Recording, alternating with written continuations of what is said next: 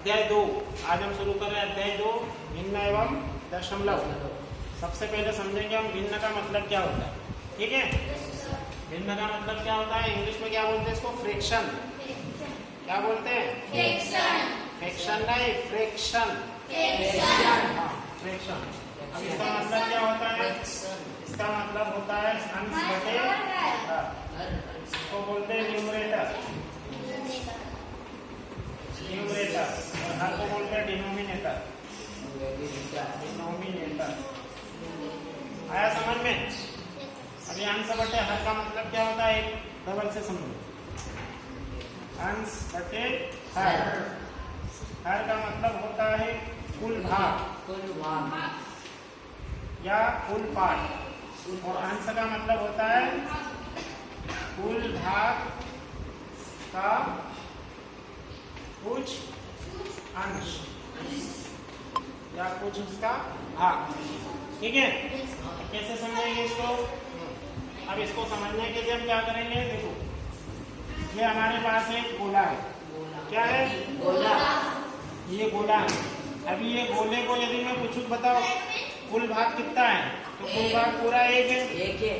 कुल भाग अभी कितना है, पूरा एक। अभी कुल भाग इसका यदि मैं पूछूंगा तो कुल भाग बेटा कितना है, अभी पूरा एक, संपूर्ण है। अब इसी गोले को मैंने क्या करा, एक लाइन द्वारा दो भाग में बांट दिया। तो अब इसके कुल भाग कितने हो गए, दो। एक और एक दो। यहाँ पे कुल भाग कितने हो गए, एक, दो। कुल भाग कितने हो गए, दो। अब आगे मैंने क्या करा, फिर से ये गोला बनाया, इसको दो भाग में बांट दिया। ये भाग एक भाग एक।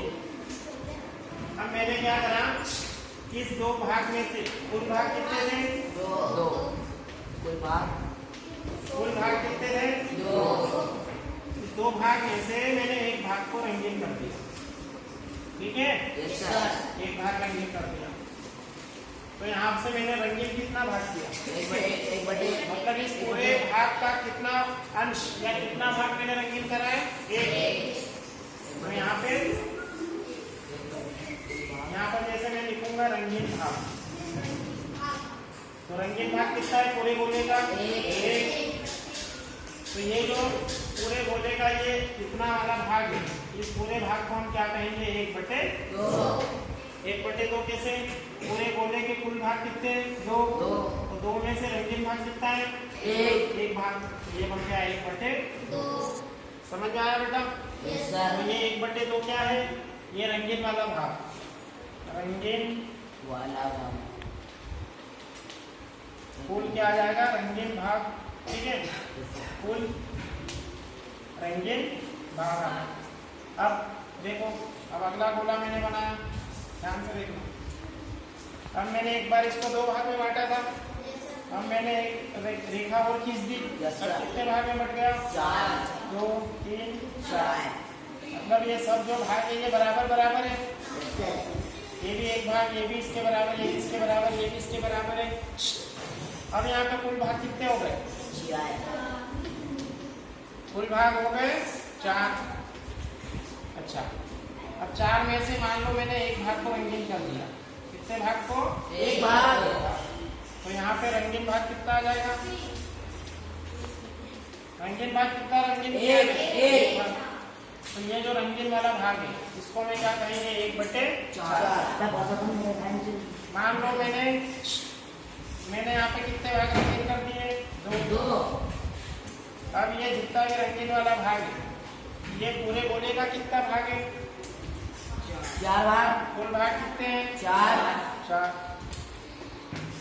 रंगीन कितने भाग है, 1 2। तो यहाँ ऊपर लिखेंगे रंगीन भाग कितने हो गए, 2। तो ये जो पूरा रंगीन भाग है ये कितना बन जाएगा भिन्न के रूप में, 2 बटे 4। समझ में आ रहा है? Yes sir. तो इस तरीके से हम भिन्न को दर्शाते हैं। चलो ये लिख लो।